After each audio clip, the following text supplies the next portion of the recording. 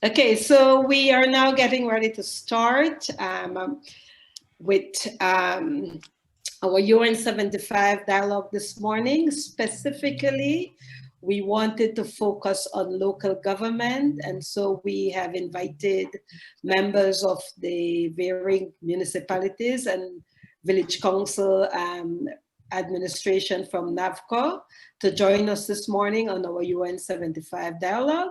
So good morning again and welcome. I'm Carolyn Trent Sanderford. I'm your facilitator. And this is our 11th UN 75 dialogue. As you're aware, UN is celebrating 75 years of existence. And in the next 25 years, in 2045, they'll be celebrating 100 years.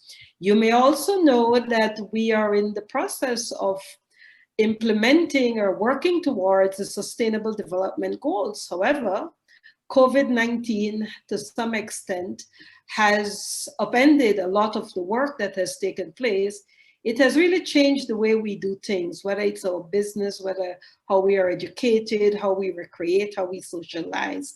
It has truly reconfigured the way we do things. So at its 75th anniversary, what the UN is now doing is to say, you know, these are scenarios that are occurring in the world today. There are some mega trends: demographic shifts, urbanization, gender inequality, rising crime and violence. Technology is changing, environmental issues. There are so many mega issues that are taking place, climate change.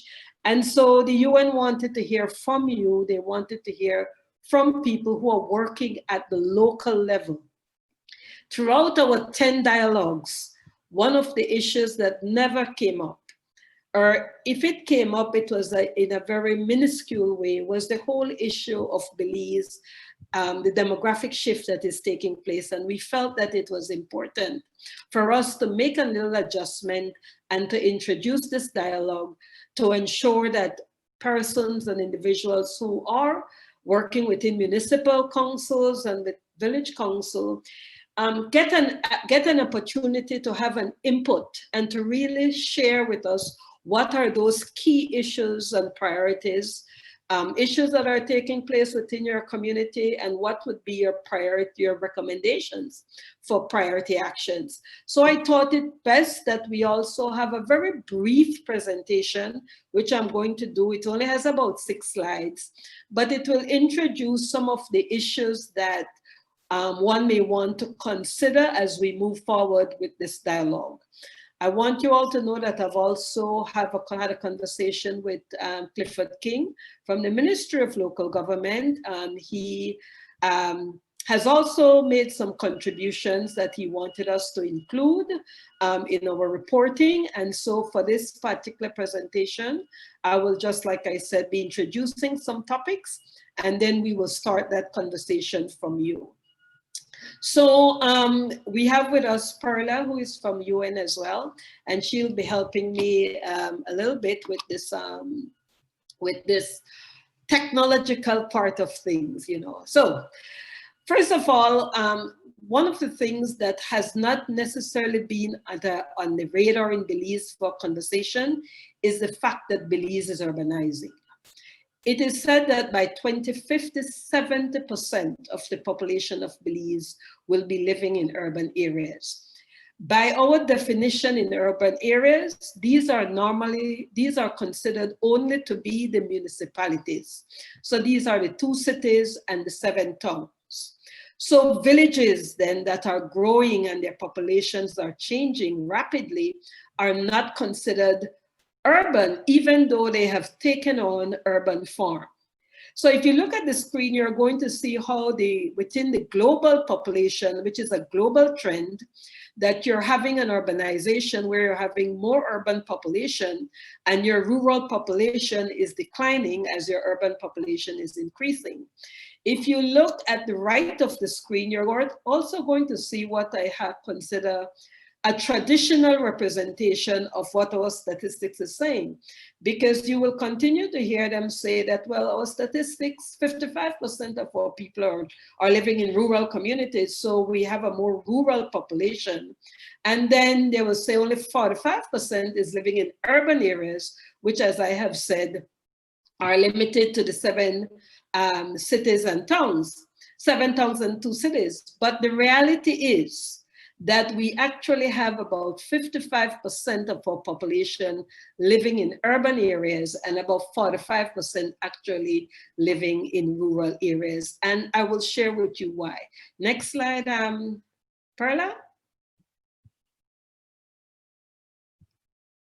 If you look at what we call the rise of intermediate settlements, you're going to see, for example, Ladyville has a population of 5,458. Now, this was 2010 statistics.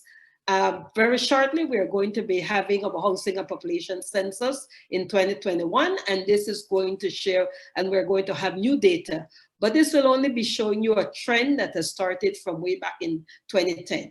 So you have Ladyville that has a population of 5,458. Now, Ladyville is considered a village, and Punta Gorda is considered a town, but Punta Gorda has less population than Ladyville. They have a population of 5,351. And when you add Ladyville and Lord's Bank, because you're beginning to have an agglomeration of settlements, you end up actually with 8,598, which is even more than Benquevejo town, which is 6,148. So this is why we say you are having what you call the rise of intermediate settlements, because while we are urbanizing, the traditional urbanization was only towards what we consider the municipalities, the 2 cities and the 7 towns. But people are now moving towards villages. And so you're beginning to see villages that their populations are now becoming more than towns. And what you're also seeing is that villages are also merging with towns. For example, you have a case of Trial Farm, which has a population of 4,264, and they have now merged with Orange Walk Town, which puts that area, that urban conglomerate, at 17,972. Now, in Belize, we consider the second, Belize City is the largest area, and the second largest is San Ignacio, Santa Elena, which is 17,878. But when you merge Trial Farm with Orange Walk Town, you're seeing that really Orange Walk Town is the second largest urban area after Belize City. And then you have many other villages, at least 10 to 15 villages, Independence, Bella Vista, Shipyard, and their populations are burgeoning. So you're beginning to see what we call then the rise of intermediate settlements. And these are villages that have now taken on the forms of towns, of urban areas. Go ahead, Perla, next slide. What we are also seeing in Belize is what we call an aging population. If you look at the population pyramids, you will see on the first one at 2000, we have more or less a triangular pyramid where the youthful population, 0 to 4, 5 to 9, 10 to 14, 15 to 19, 20 to 24 years, you're seeing a clear pyramid.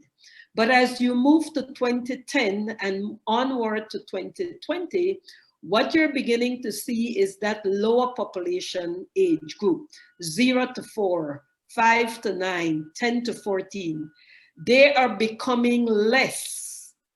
And the populations that are the 20 to 24, 25 to 29, 30 to 34, as they progress over the 10-year population census period, you're beginning to see the triangle starting to narrow in the bottom, which starts to tell you that your population is beginning to age.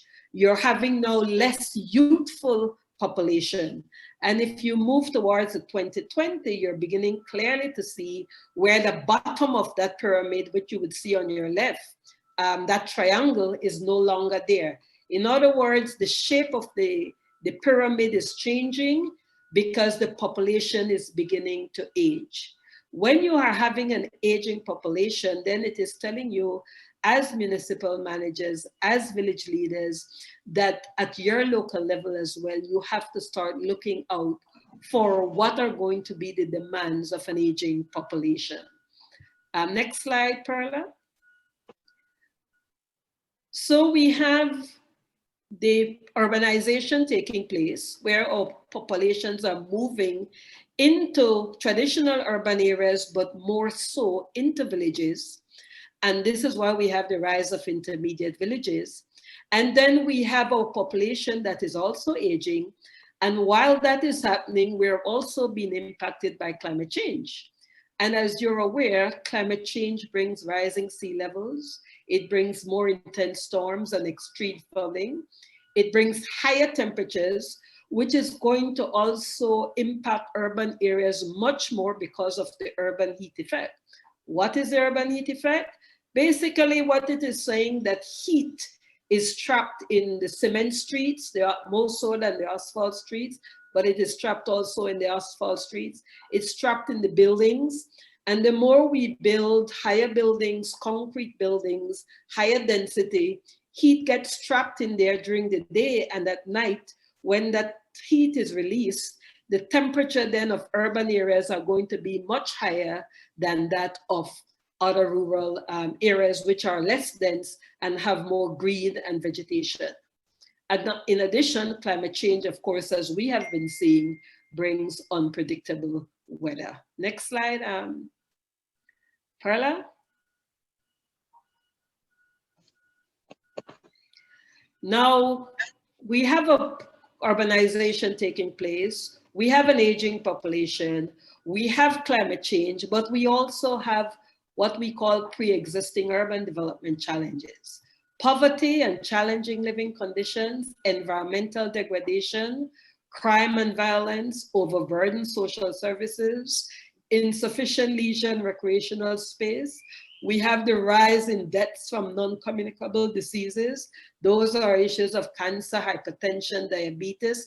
And we're seeing how this is also playing out in COVID-19, where many of the deaths can be attributed to comorbidity, meaning it is not just COVID-19, but it's a combination of the impact of COVID-19 plus some pre-existing condition. Within our urban communities, we also see a lot of overgrown lots, urban blight and decay. In fact, in some communities, 20 to 30% of land is overgrown, vacant, not in productive use. We see the proliferation of squatter settlements and inefficient urban sprawl, traffic congestion, broken infrastructure, deteriorating building stock, a housing deficit. And we're also seeing gentrification, meaning areas that have community traditions and culture, they are being lost as they are being torn down, and high-rise buildings are being constructed. Next, Perla. So my final slide then for us to start this conversation is you're going to have then what we call a convergence or the multiply effect, the disasters, because it's urbanization converging with climate change, pre-existing urban development challenge, and also within an aging population. It's going to intensify our urban development challenges. It's going to disproportionately affect vulnerable populations. And this is particularly so because 57.9% and 36.2% of our population of Belize reside within 25 kilometers of the coast and in low elevation zones. And we also have approximately 25% of our population within on floodplains. And if you can look at some of the pictures, to the right is the destruction of Hurricane Hattie. To the top is a low pressure zone, low pressure that passed through Belize November 2015. And the one in the bottom is San Ignacio, Santa Elena under the recent flooding. So what you're seeing then is when you have populations and buildings and infrastructure and ecosystems that are becoming more and more vulnerable to the impact of climate change and the impact of disasters, it is really wiping out much of our development gains. Our annual loss from wind-related and flood events and flood for between 1997 and 2016 is approximately 123 million US dollars, or 246 million Belize dollars. 47% of the death in Belize are by non-communicable disease.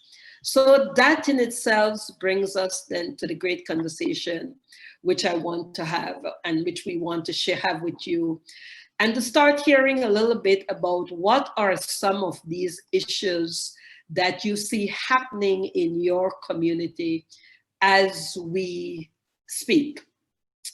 The conversation then today is going to be specific to three key questions. One, we want to focus on what are the priority issues that you see that needs to be addressed in your community at your level, and what would be your recommendation to the United Nations as it relates to solutions. In other words, the UN is saying to you all, you know, we are preparing to deliver programs in order to address priority issues and concerns. And we want to hear from you, what are those priority issues and concerns that you have, but not only what issues you have, but what could be some of the recommendations that you're going to make. So I'm going to now ask Perla to put in that question for us in our poll, which will be a link in our chat, which will be asking the question, what are the priority issues that we need to address? And certainly then, what are the actions that we want? We're going to be able to do this in a number of ways. One, we have a chat. So I'm going to ask you, if you wish, you can put your question, your issues and your solutions in the chat. Two, you can unmute your mic. And that means to us that you want to share, and we would love for you to share. It is an open discussion, so we'd want to hear your thoughts and what are these issues and what would be your immediate priority actions. And so we can start having that great conversation. So our first polling question for you then, what should be some immediate priority actions of the government of Belize and the United Nations to address the issues and challenges that you are seeing happening right now in your community? Anyone want to start the conversation? The mics, please open your mics. Once you open the mic, we will give you the opportunity to speak, like I said, or you can do so in the chat, and I will share it. But please unmute the mic, and let's start having the conversation. Anyone wants to start? Don't be shy. We are quite. Anyone wish to start? Yes. Good morning. Who are we hearing? Deputy Mayor Chun of Punta Gorda. Excellent. Good morning. Let's hear from you. Yeah. What I noticed that over the past 3 years now, we have had tremendous rainfall, and as a result, we have drainage issues, and and also the issues with the streets.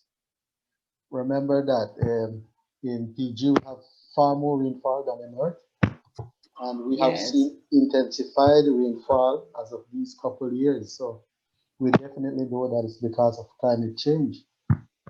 So those are the major things that we need to address. I was thinking of drainage problem, such as doing what they did in the city, like those walls, those canal walls. Okay. Because you notice that there's we have a street they call Rosewood that has gone down about probably a foot down. So we are trying to patch up that street, but you notice that we are fighting against nature. So I was saying that definitely one of those streets, such as Rosewood, would need somewhat kind of drainage, cemented drains. Okay. And if we can Excellent. have probably some of these companies that should have given to the community to assist, that would also help. such as BPL, DEL. Okay. Yeah. Excellent. So the key issue down there for you all would be drainage and streets. Right. That the okay. And Remember, we have a poll. We have a poll. Please, you can click on to the poll and put in your priority action based on any issue that you you consider important in your community. Right. Yes. So go ahead, Mr. Chun.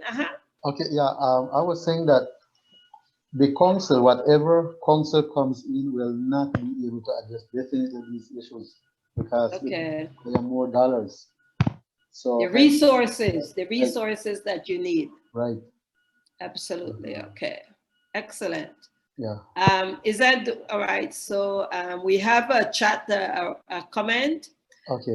Micah is saying, Gooden is saying that I think streets and drains for Belize City as well, but it's hard because we don't have the finances available. So Right. the issue then that starts to come out is that there are issues that you're confronted with, streets and drains being one that you have identified. But then the big issue, then the challenge also become, you know what the issue is, but how do you address it? How do you resolve it? And you're talking then about finance, resources. Where are the resources to address these mega issues that are affecting you all? Great. So we do have the poll up. Yes. Who am I speaking to? Who are we This is Mr. Banner from Rural Development. Well, Rural Transformation, Ernest. Community Development. I think we have to look, I am looking at a broader perspective when it comes to policies. Okay. From a rural perspective, we all know why these people are moving to the urban areas. It's more an economic aspect. Mm-hmm. So we have to look at policies that would attract, well, from my perspective, policies that will attract and keep the human resources that we have at the rural areas. Because what happens is that the rural folks go into the urban areas seeking employment, seeking economic improvement. And so we have what we call a brain drain in the rural areas. The services can be better if these people stay in the community, but what can we do to keep them there? Also, we have to look at these intermediate settlements that you define there. What will we do with these settlements? Some of them can be merged into towns, into the nearby towns and cities. Others will have to look at, will we create other urban areas? They are growing exponentially, especially like the Bay Vista. They have grown exponentially, and the local government structure that exists there doesn't have the human and the financial resources to deal with the problems of an urban settlement that they are facing now. So we have to look at policy that will look at it holistic. What can we do to keep these people in the rural areas so they can gain that economic aspect that they go and seek in the urban areas? And also what we do with these intermediate settlements. Would we put them as a city, put them as a town, and then put in the necessary human resource and financial resource to support them? Excellent. That's really from a policy perspective, the bird's eye view of looking at local government from that bird's eye view. Excellent. The issue comes to policy. The issue looks at how you define that city, town, or village. And the issue looks at what kind of policies that can take place in order to strengthen those that already exist, and to look at what kind of policy to provide what you call economic opportunities for those to keep them from moving. Now we have, let me just read from the chat. The city admin from Belize City Council is saying, is there any data that shows how many of those living in the rural areas work in the urban areas? For instance, I am of the view that most of those working individuals living in Ladyville or Span actually work in Belize City and are commuting to the city daily. Excellent point, admin. I think I recall when they were doing the Philip Wilson International, the Philip Wilson Highway, they were doing some data collection on vehicles that come in. I don't know so much about work, the population that works, but I know they have data on the amount of vehicles that come in, which may give an indication of people moving into the city for work. Winston says streets and drains problems that need to be addressed, but most, if not all, council don't have the financial resources. Going back to the issue of Ernest, who also mentioned the point on policy and structure, human and financial resources. Micah, what if we did a toll to enter Belize City and then use the proceeds to maintain the road? That's happening in Arindra. Perhaps some lessons learned can be shared from there.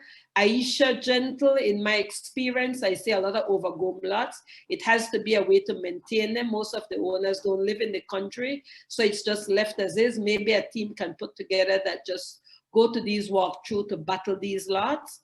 That's for the urban and for vacant lots to bring them into productive use. Sharon Palacio, there are areas in the city of Belmopan that were built without proper drainage. As a result, such areas suffer flooding. Micah, with those lots, the headache is the legal process.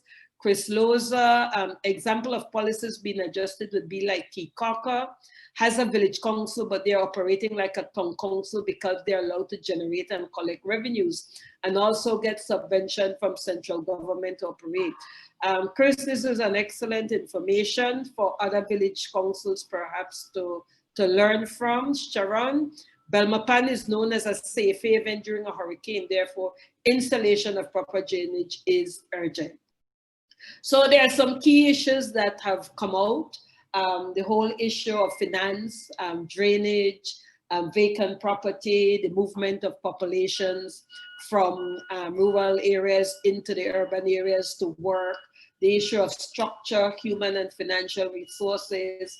And what I'm also seeing coming out of the polling, and please continue to do the poll because we will be moving on to another question in a very short while. I see from the poll that you're saying, what are priority actions that you would want to see addressed? I see housing, I see infrastructure, and I see crime. We have Germans say invest in the livelihood of people in rural areas, enable them to improve their community. And Winston said that definitely there is a need to develop the skills to enable our rural people to become entrepreneurs in their own communities. These could be in the form of making environmentally friendly developments. Great. So we have a lot of issues that have been raised and some of the priority actions that we are hearing. In the chat had to do with issues of resources, financial resources. There was an analogy placed with the Kikaka scenario. Perhaps that is something that other village councils may want to look at. And then what we're also seeing from the polling was housing, infrastructure, crime to address these issues, and land. Land for urban expansion, land for housing, land for recreation, education, and so on and so forth. The final 2 points from the chat that I will be looking at, and so before we move on to our next area of focus, which is starting to think along the future, because we are now looking at priority actions to deal with now. And so we want to start also looking at the future. What happens in our future? From Orlando, Orlando is saying that from Hopkins, he said, I strongly believe that policies need to be drafted to allow village council to effectively run the affairs of the country. In Hopkins, due to low-lying areas covered most of the community, we need drainage and subvention to village council. Orlando, take a look at that recommendation out of that was mentioned about Kikaka. that may be a model that you may want to take a look at. Kayla, Magana, a lot of background work has been done for repairing areas for water retention in Belmopan that can serve two purposes: mitigate climate change and provide much needed leisure areas for Belmopan citizens. I agree that financial resources are needed to implement the projects. From Rosalio Penadas, San Ignacio and Santa Elena Town presently constructing drainage, but limited due to finance. Drainage is the main problem to deal with for the entire Twin Town. After seeing that flooding, Rosalio, I think that flooding brought it more into focus than anything else. And from Winston, yes, indeed, the issue of land access to the young population. So we're talking then about some of the issues that we have to address immediately, and you have made some suggestions as to what should be the immediate priority action. And whether it's infrastructure, whether it's housing, whether it's addressing crime, whether it's providing land for urban expansion, a lot of it are linked back to some of the other issues that were raised. Governance issues, what are the powers of the village council? Their powers to particularly, for example, raise revenue. What powers do you have? We're seeing transition taking place, as we have seen in the Kikoka scenario. Maybe that is something that needs to be looked at. But as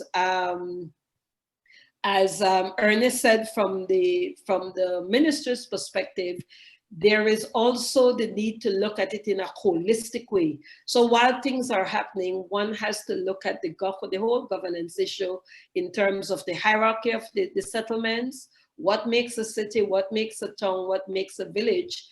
How is it that the villages and municipalities have the power? What power do they have to plan for urban expansion? And what resources do they have to manage the growth of their communities? Because there are so many issues that you all have raised. And so having put all of that into perspective, we now start to begin thinking down the road, because one of the functions of a municipality ought to be, how do we plan and chart a course for the future? It's the same way the UN operates. What do we think is going to come at us in the next 20 years, next 15 years? If you recall, we started with the Millennium Development Goals, which concluded in 2015. And between 2015 and 2030, it's the Sustainable Development Goals. So having gone through all of what we did just now, what are your thoughts of the future? By 2045, the UN is going to be 100 years, be celebrating 100 years.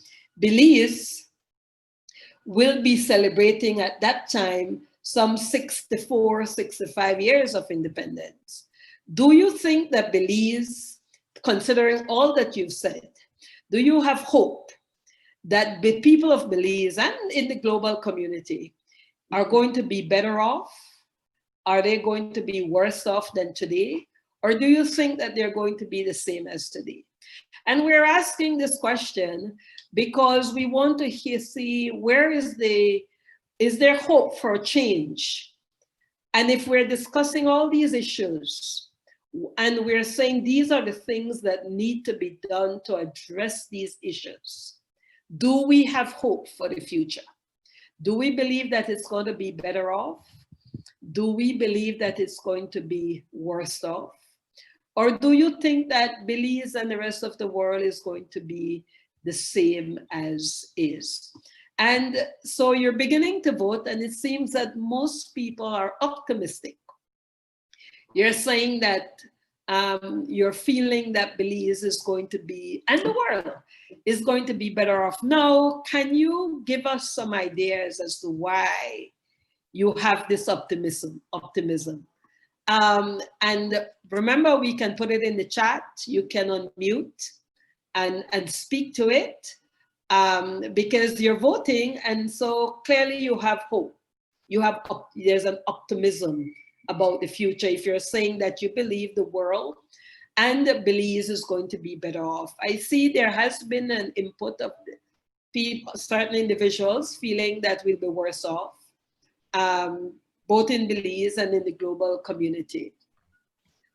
Can you talk to us about why? So let me just mention what Chris says. Chris says that truly depends on our leaders' vision.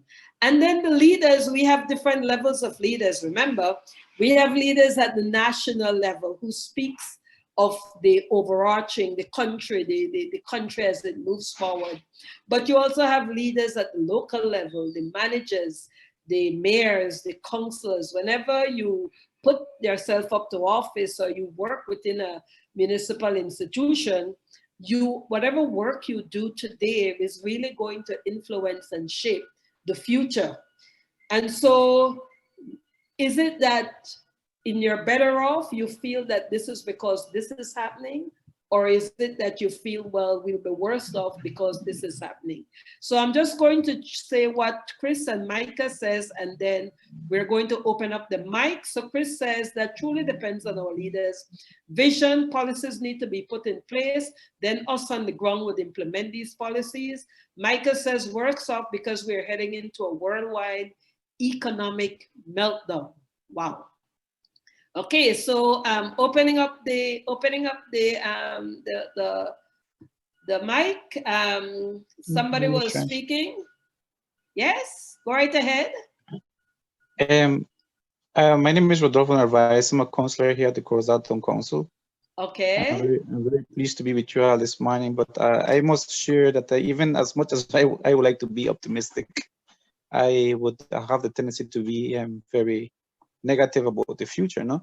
In what is in correlation of what is been happening, and we as humans, we must say that we have a tendency of trying to correct the issue when the problem is existent, meaning when it's happening, that is when we try to act on it.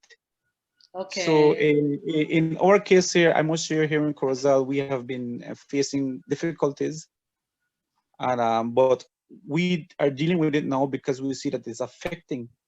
So in that case, I really, as it was mentioned before, it really has to be, it boils down to the leaders. No, they have to do what is right. We have laws in place, many procedures, but I have been going into this politics, and even though they are existent, they are not being reinforced. The laws are there for environment, there are laws for basically for society, for a lot of things, but they're not being reinforced. So that as long, if we continue this trend and they are not being put into action, then it's surely not going to be a pretty good future for us. Okay.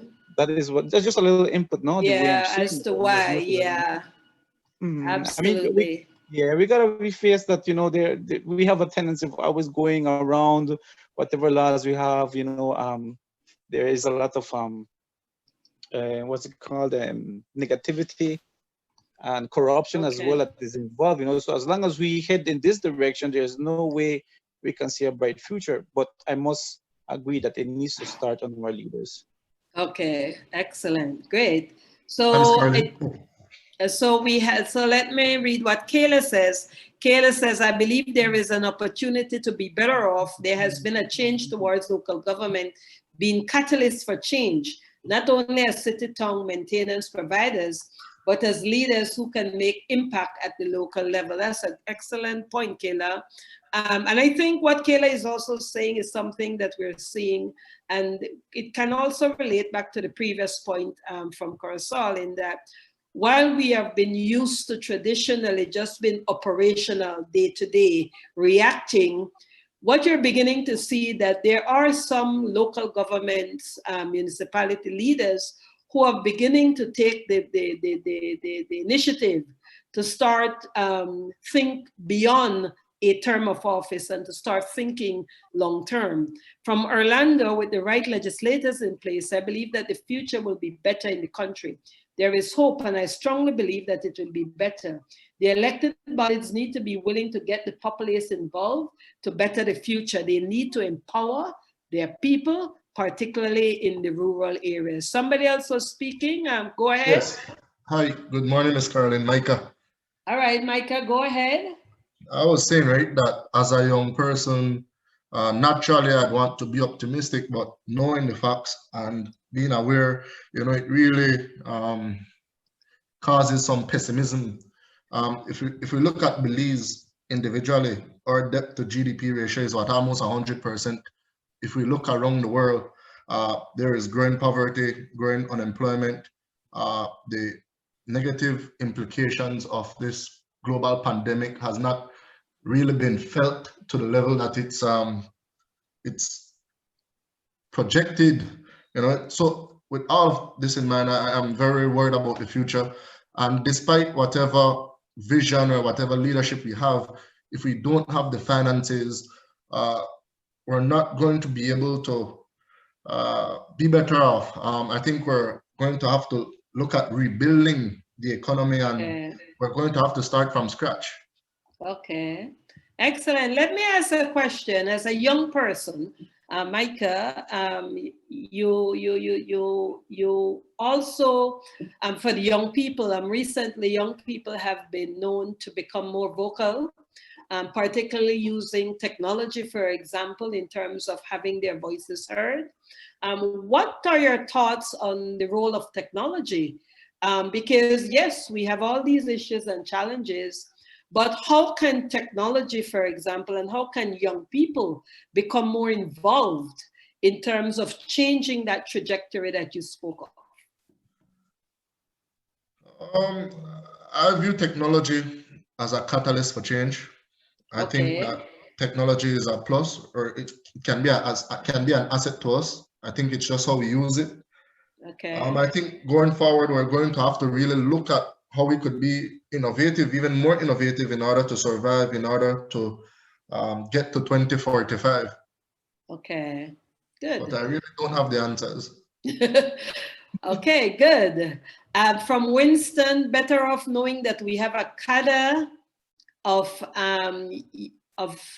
educated people in various departments of various backgrounds who are patriotic. Yes, if we can focus on our national goals as our objectives, then we can stir towards a better and brighter future. There are models around us that we can learn from. Senator Bennett, we will be better off because as human beings, we have always bounced back from world issues. That's world history. From Sharon Palacio, definitely better off, as I believe in people power. The kind of people rising to leadership roles will take the lead and create opportunities for all. Thanks to COVID-19, we have a rise in local business. Omar, only God can make us better off. At the moment, it is very unpredictable. Our country will have to start better off. In the future, my belief is that we can be better off. So that's so interesting. Senator Isabel Bennett, you wish to speak? Good morning, Madam President Caroline. Oh no, facilitator. Facilitator. Thanks, it's a pleasure to be participating. I'm listening in and I'm tuning in a bit late. However, I'm just thinking about the fact that world history does indicate for us overall globally that as human beings, we become creative, we become innovative in the face of challenges. Even after World War I, World War II, even after the different eras of world history, we have seen as human beings that we have arrived or that we have utilized the circumstances and make the best of it. And so it's because of world history why I say that we will be a better nation and we should be a better country, because world history indicates that we operate in that sphere and in that mode as human beings.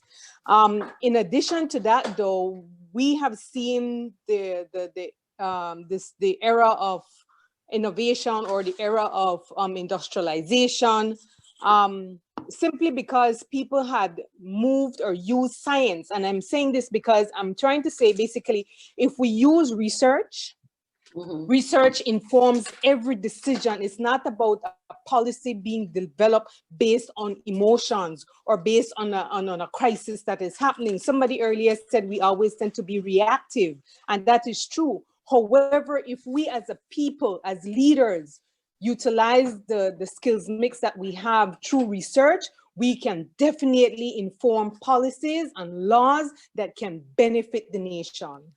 And we have seen that in the Renaissance period of world history. Excellent. So history does have a way of sharing with us as to what has happened and perhaps what the future may hold. And in reality, as in terms of finalizing on this point and getting ready for our next poll, the majority of you feel that we will be better off. Some of you, yes, they're worse off, and there are others who say the same, but the majority there's a sense of optimism. And if we then have that sense of optimism, a majority of us, then of course, we need to be able to transfer that sense of hope for change. And as someone had said, the whole issue of innovation, we have had a history of being resilient, of being innovating, of bouncing back, so to speak. And that has said it all for us. Now we want to then start saying to the UN, because they had asked a previous question, they said, well, what are your immediate issues? And we discussed some of those immediate issues that you think needs to be addressed, and what would be some of your priority actions to address those issues. Now we want to focus on the future, 2045. Imagine yourself in 2045. That is 25 years from now, that Belize will then be, as I said, some 64 years in existence. Considering all that we have said, and considering that there are certain things that can be addressed immediately, and there are those that needs to be addressed in the future. And also because what COVID-19 has taught us is that there is an unpredictability, there's an uncertainty of things, that even when we use trends analysis and so on, in reality, something like a pandemic like COVID just come and knock out all that analysis and projections, because you then have to be rethinking and retooling as you're going along. So consider 2045, and consider you're advising the UN as to what would be some priority issues and actions that you would want to see happening by then. Now you're thinking down the future. We've already addressed what we need to do now.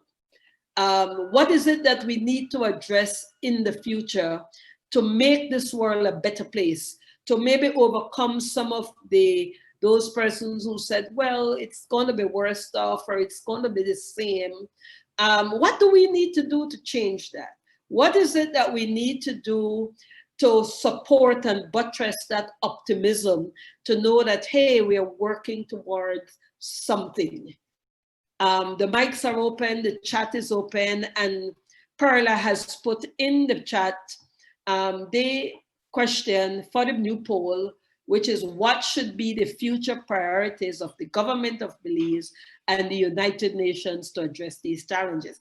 Now, some people, remember someone had said we tend to be just reactive. Local government has been known to be just operational, or it's just about fixing the streets and the drains and carrying the garbage and so on. But someone was saying, but we can also be leaders and be visionary and let our communities become catalysts and places of opportunities for growth and engines of prosperity. What is it that these future actions that you would like the UN to address? Because we're mindful that when the UN sets out its programs, it's not a project for a year or two, it's a program. As with the Sustainable Development Goals, it's a 15-year program. So what would be some priority actions that you would want to see in the future? And in the meantime, the poll is there. Please click on it. And you can also put your ideas or thoughts in the chat. But I would love for you to click on the poll and just put in your priority action that you would want to see, because it helps us in seeing what are the issues that are resonating amongst the majority of you. So let me see from Micah. He said, I want to be ideological, but the more I learn about finances, the less optimistic I am of the future. Belize debt to GDP ratio is almost 100%. That is true, and I think COVID-19 has taken it beyond, Micah, but perhaps we may also want to look at other countries and to see what they have done to overcome that GDP rep. I think one of the things Senator Bennett did mention is that, you know, there is a history out there of other countries that may have had the same paths, way like ours. We can look to the Caribbean, places like Jamaica, for example, that had very heavy debt burdens. And what are they doing now? They have been lauded as one of the countries that are overcoming their debt issues. Perhaps we can look to the region and to the world to see. Sharon is saying her recommendation is make education more relevant. So let's go to the chat. Let's go to the chat.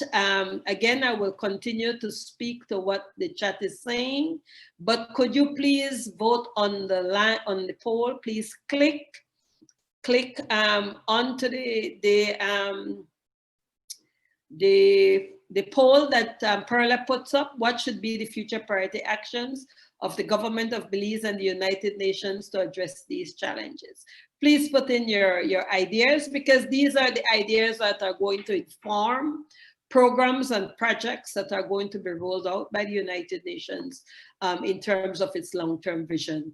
From Sharon again, make education more relevant, promote local initiative, less imports of food that we do not need. Copy from Cubans and the Jews, and encourages Belizeans to allow our monies to circulate amongst us. Interesting recommendation, Sharon. From Micah, I want to see the GOB and the UN help municipalities to lower debt. Great, Micah, because at the end of the day, as you all have been talking, the many issues that you need to address at the local level require resources. From Orlando, priority action is to explore the possibility to strengthen our weak economy, implement policies to reform our education and our healthcare system. I think that is what Orlando is saying. I'm not sure about system and health. So what is the poll saying? What are you all saying? Excellent priority actions: lower debt, less corruption, address rapid urbanization, local economic development, climate change actions, and better governance. Wow. These are some great ideas from Sharon as well. Elimination of all forms of chronic non-communicable disease by educating our people to adopt healthy lifestyles. Wow. So these are great. Do we have anyone on the mic, raised hands or mic unmuted, wish to speak? We will take one or two more comments as we begin the process of wrapping up and getting ready for our last three polls. Rodolfo, do you want to say something? I notice your mic is off. No, I'm basically mostly what I want to say is going to be redundant. So it's very interesting what I'm hearing and reading. No? I'm good. Excellent. Thank you. Great, Rodolfo. Now let me just do a final review of what all has been said here. This is so great. This is just so wonderful to put together in our reporting. Identify gaps, capacity building, better governance, climate change actions, local economic development is jumping out. So clearly that is something that many people seem to think is very important. Rapid urbanization, human resource development, less corruption, infrastructure, green projects, and lower the debt. And I think we have one, let us see if we have any other chat. And Omar says, our country needs to put in place a think tank for planning the future. Ernest Banner says, we need to review our plans and policies to make them more appropriate to the times and improve the local participation of the people so that they can be a part of the local economic development. And Micah said, Oh, but thank you so much, Micah. He's saying I'm supposed to be at the head of the think tank. Thank you. Well, this is where we start, putting together these great ideas. So we're now going to close off this poll and get ready to take a look now at the UN and to see what if you all think, having looked at all that we have said, and having shared your thoughts as to what are the immediate issues and priority actions, what are the future issues and priority actions, the question then becomes, is global cooperation through the United Nations vital to deal with these challenges of today and the future that you have spoken of? Because remember, we are talking about, even though that presentation that I did at the very onset spoke about urbanization, spoke about an aging population, spoke about pre-existing challenges that you all have highlighted, spoke about the impact and how these are converging with climate change and the impact it's going to have on our communities, particularly our urban communities. And when I say urban, not necessarily only municipalities, but also those intermediate villages that we identified. But they're all issues that are global. Climate change is a global issue. COVID-19 is a global issue. The demographic shift that is taking place is a global issue. Environmental degradation is a global issue. When a river is polluted in Guatemala or wherever, it passes down and it comes through Belize. COVID-19 started in China and traveled all over. Climate change affects all of us. So do you think that the UN, considering that we have all these immediate issues and all these mega issues happening, do you think that the UN is an organization that can create the kind of global cooperation needed to address these challenges? So that is your polling question. It is in the poll. Can you please vote on it? It is global cooperation through the UN vital to deal with the challenges of today and of the future. And I am seeing clearly that most people, so far, everybody is saying yes, that the UN is important. I will also read a couple other messages that came out. Another message is from Senator, priority should be on health, education, and agriculture as the immediate intermediate goals as a result of COVID-19. Thereafter, based on research, do long-term planning. Micah is saying, yes, we need aid from the UN. The UN is integral to what we have discussed. City admin, can you share the presentation via email? Yes, I will, City admin. From Winston, indeed, global cooperation is extremely important to address these issues because external resources can be available. So acknowledging then that the UN is a very important institution, how would you describe the UN? So that's going to be our next poll.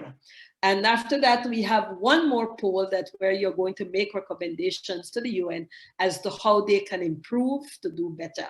So we're saying then, so if Zana can put in that poll that will ask us how you describe the UN, we're then looking at, as we've said, most people are saying that global cooperation is needed.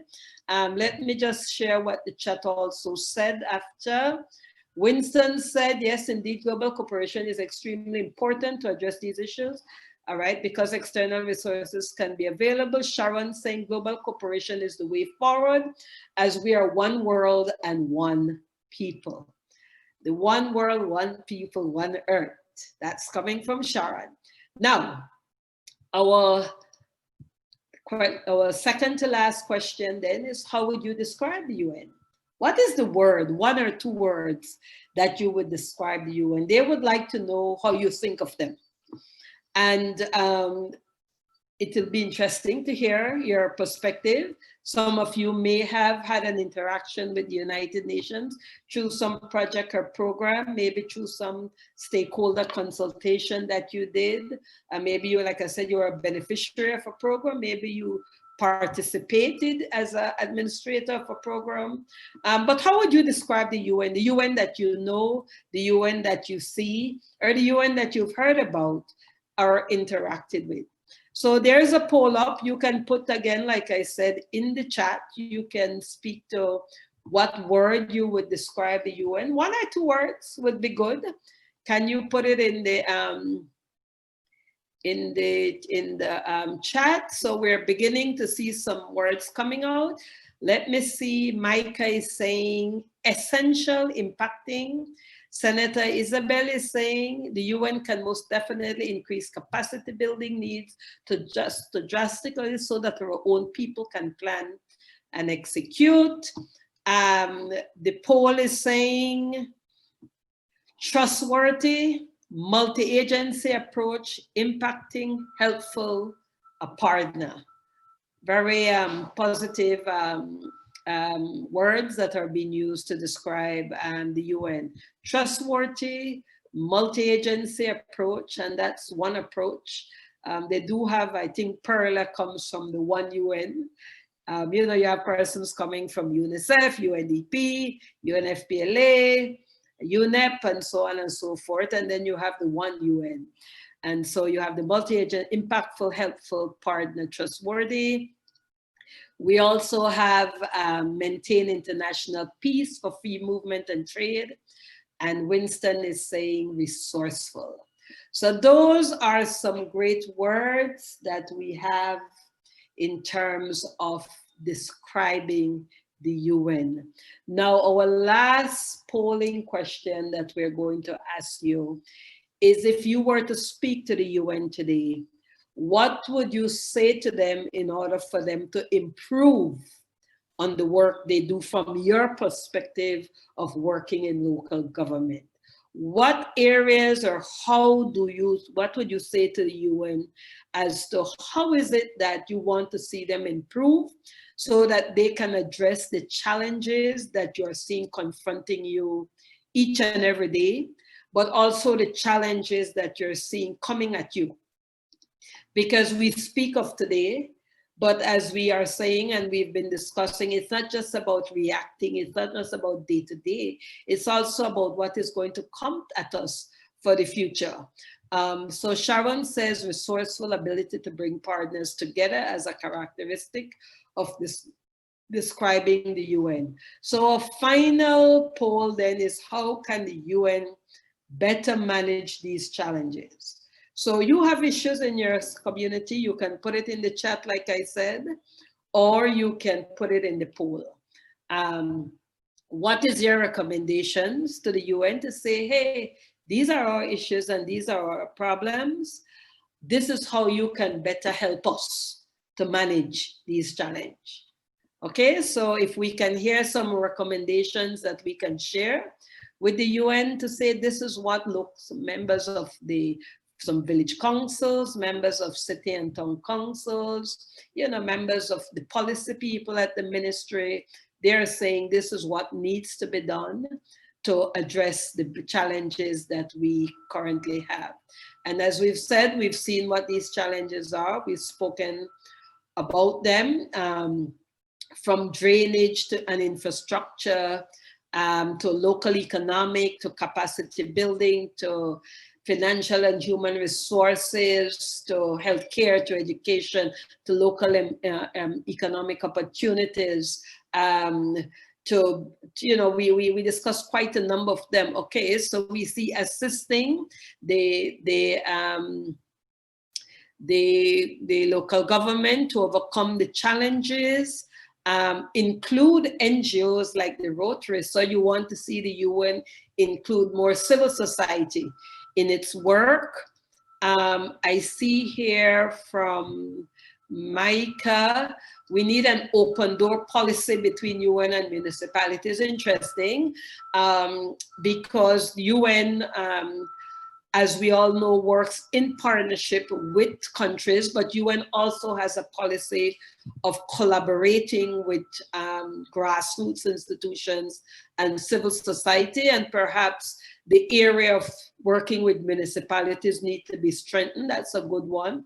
We need an open door policy between the UN and municipalities. From Micah again, we want to be able to enter your door when we need it the most. Okay. Sharon, become better listeners and engaging people at all levels. Interesting. Strengthen their presence in Belize, okay, and I would figure that is perhaps saying their presence within the communities that you are from and in which you work, so that is good. So we have been better listeners and engaging people. We have been able to link directly to the municipalities. In other words, not necessarily having to go through central government all the time. Then we see the UN can provide skill set to conduct research within the respective areas of concern. Recommendations will be within cultural content, but global experiences can have further impact experience. That was from Senator, from Winston Chun, by focusing on the issues facing the developing countries, especially the smaller ones, have funding available to municipal bodies. Great. And I also see facilitate improvements and strengthening of the linkage between the IFIs and local government, including village council. Wow. Those are some very powerful and interesting recommendations that you have made. And they certainly is going to be included. Improving the role of the NGO civil society, strengthening their presence within local government, having direct access and linkage with local government, using the UN for skills building, for research, improving linkage between the IFIs and local government like the village councils. And UN often interacts only at central government level. We need more interaction at the municipal level, the open door policy. So these are certainly great recommendations. And as we are closing off, I want to start by saying thanks to each and every one of you. I'm going to ask Perla if she can put in the UN75 online survey into the chat, and I'm going to ask each and every one of you if you could please take the survey. It's like a double up, meaning that you've participated in our session here. We will be writing a report on what you are saying to the UN in terms of what your immediate priority issues are, your actions, your future priority actions, and areas which they can strengthen their collaboration with you. So all that is going to be included. However, there is also the global survey that we want Belizeans to also take so that Belize's voice can be elevated in the global space as to what the future is going to be like for this, because this UN dialogue is all about shaping the future that we want. We want to be optimistic, we want to have hope, but it is often said that if you know where you're going to go and you know where you are now, you know the gap that is in between and what it is that you need to get there. I want to ask if anybody have any final burning question, any comment that they would like to make. I just want, Micah said this was great. Sharon says thanks, excellent and timely topic. If anyone have any final point they would like to make, please feel free. Hi, Carolyn. I just wanted to make sure that whoever didn't get to register to please do so. So I will also be sharing the registration link. So I've shared the survey link already, and people can also reconfirm their registration just to make sure that we get your information in case there's other dialogues in the future like this. Thank you very much, Perla. That's such that's why I love having the UN personnel. They remind me of all the little things that has to happen. But yes, there was a registration form that we have, and I'm asking if each of you to click on it. It only takes a minute to fill out, just like the UN online survey. It takes you about 3 minutes. And so I want to say thank you. I'm not sure, like I said, does anyone wish to have any final, like a little burning point they would want to just put out as a final wrap-up point? Anybody? You could just unmute the mic or raise your hand if you wish to say something final. Yeah. Rodolfo, go ahead. Yes. All right, so I have Rodolfo first. Was there anyone else? Yes, Carolyn. Isabel here. And Senator, all right. So I'll have Rodolfo, and then Senator will wrap up. Go ahead, Rodolfo. Well, it's just I wanted to bring this across, but I was unable. No, in regards to your first topic, the things affecting, one of the main things that I would really like to be changed, and probably can be done through the World Health Organization, is assisting municipalities. One of the issues that we've been encountering is in regards to, as you said, it's growing, and rural areas are becoming part of the urban areas. The people don't necessarily need to move in, but they're actually becoming part of it. Now, the one challenge that we have is garbage. It would be nice if municipalities could be assisted in having bins. I've seen this in big countries like in the US. They have huge bins where people can go and just leave their trash, and there will be a periodic time in which they're collected. This will help a lot in reducing disease, malaria, in areas in which people just take it as dumping sites, in which they are not dumping sites, but that's the best they can do because the truck, they don't pass through their area. So these are one of the things I'm pretty sure it's affecting our municipalities. Yes, that is one of the main issues. Okay, that's it. All right, thanks, Adolfo. Senator Isabel? Well, actually, Carolyn, I'm excited. I'm excited for what I'm hearing. And I know because the United Nations has a lot of resources, is if they take the recommendation as was pointed out by different participants, I'm sure we can see and we can build our capacity in country. And as I've always emphasized, when we build capacity in country, our recommendations will be culturally sensitive, and it has to be because our people are a multicultural people. And I'm also happy to say that things that I've read about the United Nations has reinforced that concept to be culturally sensitive. So I'm excited about what I'm hearing here today, and I can't wait to participate in more initiative or more meetings that can help me or empower me to be a better leader in my community. So thank you for hosting this, Caroline. Thank you, Looking Senator. forward to more, many more. Thank you. And the last comment from Winston, it's good to participate in a session like this. Great job. Okay, if we can have those trash grinders to break down household garbage, especially plastic. So once again, thank you so very much from German. Thanks, insightful discussion. Looking forward to more. Thank you once again for taking the time out to participate in this dialogue. We want to know each and every point that you raised, recommendation that you made is going to be taken into consideration in our report writing. As Perla asked, if you can please do the fill out the registration form as well as fill out the UN online survey. Both only take 1 minute, so it's only like 2 minutes and you will be free. Thanks a lot once again. I do appreciate it, and we will certainly keep in touch. Bye-bye.